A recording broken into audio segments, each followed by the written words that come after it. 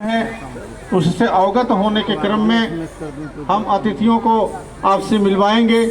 और अतिथियों का संबोधन भी होगा बच्चों के लिए और आपके लिए, और साथ में अतिथियों के संबोधन और सम्मान का क्रम भी अब लगातार चलेगा। और इसी क्रम में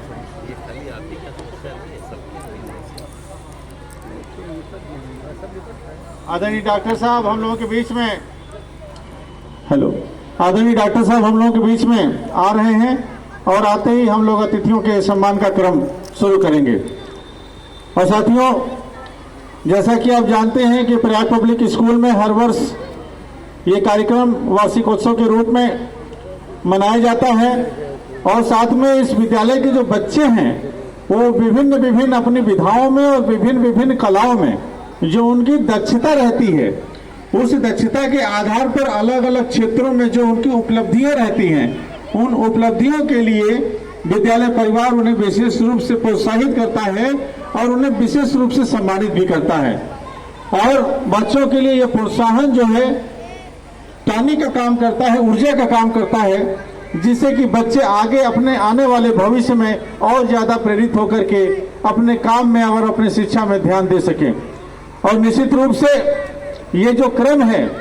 विद्यालय के संस्कार का, उसमें आज हमारे बीच में देख पा रहा हूँ कि यहाँ पर बहुत खुशी की बात है कि हमारी माताएं और बहनें और बच्चियाँ ये उतनी ही संख्या में आज यहाँ पर मौजूद हैं जिस संख्या में हमारे बच्चे और हमारे पुरुष समाज और हमारे भाई समाज के लोग यहाँ पर हैं। तो ये संख्या जो आज उपस्थिति यहाँ पर ये बताती है कि शिक्षा के प्रति समाज में कितनी जागरूकता आई है और उसी जागरूकता का नतीजा है कि आज बच्चे बच्चियां और हमारी माताएं और बहनें इतनी ढेर सारी संख्या में यहाँ पर उपस्थित हैं। ये बहुत बड़ी बात है कि शिक्षा के प्रति जागरूकता समाज में लगातार बढ़ रही है और ये बढ़ती रहनी भी चाहिए। और किसी भी समाज में जब तक शिक्षा का पोषण नहीं होता, जब तक शिक्षा का विकास नहीं होता,